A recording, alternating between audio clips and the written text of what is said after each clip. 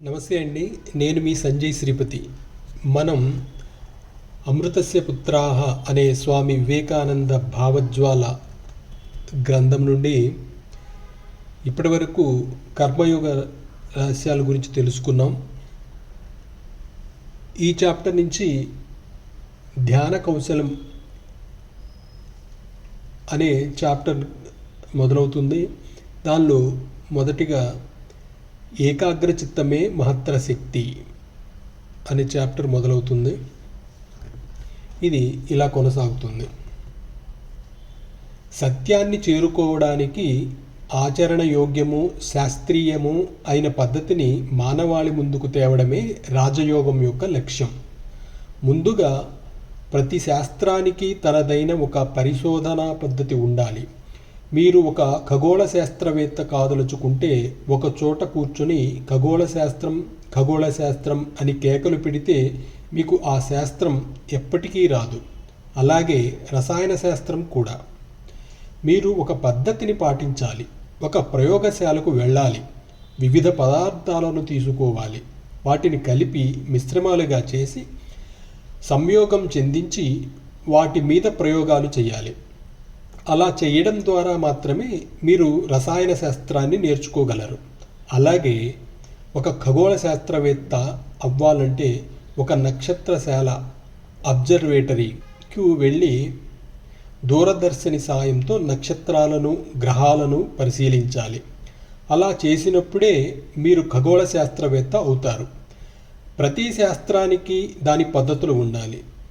నేను మీకు వేలకు వేల మతధర్మ ప్రవచనాలను చెప్పవచ్చు, కానీ మీరు వాటిని ఆచరణలో పెడితే తప్ప అవేవీ మిమ్మల్ని ధార్మికులుగా చేయలేవు.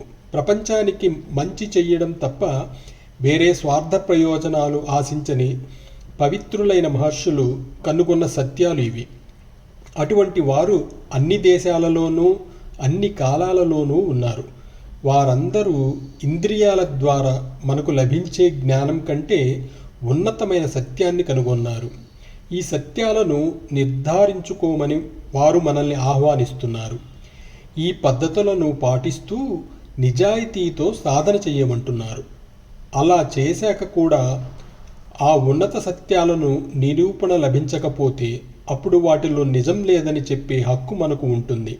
వారు చెప్పిన పద్ధతులను పాటించకుండానే వారు అంతగా నొక్కి చెప్పిన వాటిని కొట్టిపారేయడం హేతుబద్ధం అనిపించుకోదు. కాబట్టి మనం నిజాయితీతో వారు చెప్పిన పద్ధతులలో పనిచేస్తే సత్యం వెలుగు చూస్తుంది. ఈ విధంగా జ్ఞానాన్ని సముపార్జించడానికి మన పరిశీలనల ఆధారంగా కొన్ని అన్వయింపులు చేయాలి. ముందు కొన్ని సత్యాలను కనుగొంటాం. వాటిని మరిన్ని విషయాలకు అన్వయించి తద్వారా వాటి పర్యవసానాలను కూడా మూల సూత్రాలను నిర్ధారిస్తాం.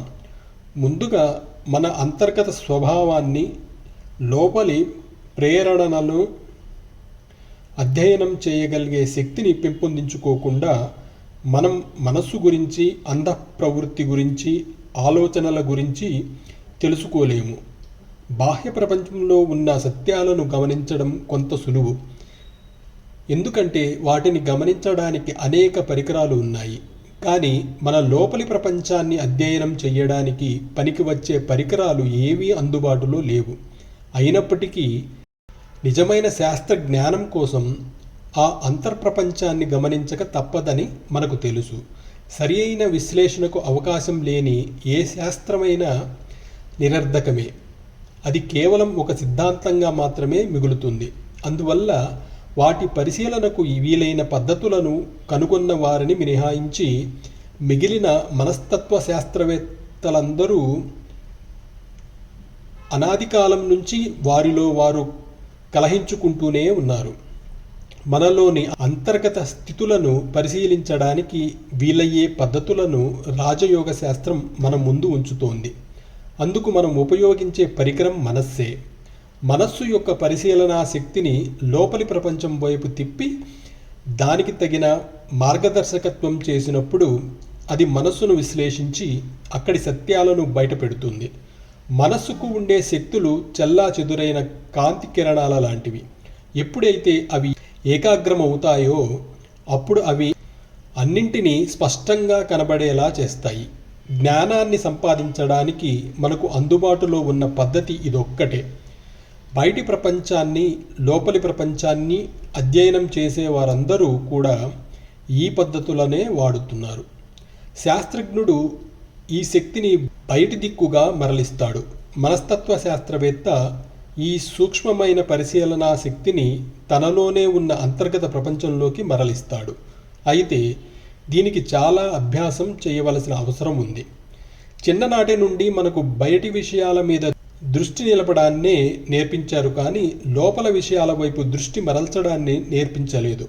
అందుచేతనే మనలో ఎక్కువ శాతం మందికి మన లోపల పనిచేస్తున్న యంత్రాంగాన్ని, అంటే మనస్సుని గమనించే శక్తి ఇంచుమించుగా పోయింది. మీ మనస్సుని లోపలికి మరల్చాలంటే దాన్ని బయటకు పోకుండా ఆపి దాని శక్తులన్నింటినీ కేంద్రీకరించి మనస్సు మీదకే బలంగా ప్రయోగించండి. తద్వారా అది తనను తాను విశ్లేషించుకొని తన నిజ స్వభావాన్ని తెలుసుకుంటుంది. కానీ దీనికోసం కఠోరమైన శ్రమ చేయాలి. అయినప్పటికీ ఈ విషయాన్ని శాస్త్రబద్ధంగా తెలుసుకోగలిగిన పద్ధతి ఏదైనా ఉంటే అది ఇదొక్కటే అంటూ చెబుతూ స్వామి వివేకానంద ఈ చాప్టర్ని పూర్తి చేయడం జరిగింది. మనం మరొక చాప్టర్లో జ్ఞానానికి మార్గం ఏకాగ్రత గురించి తెలుసుకుందాం. అంతవరకు సెలవు. నమస్కారం.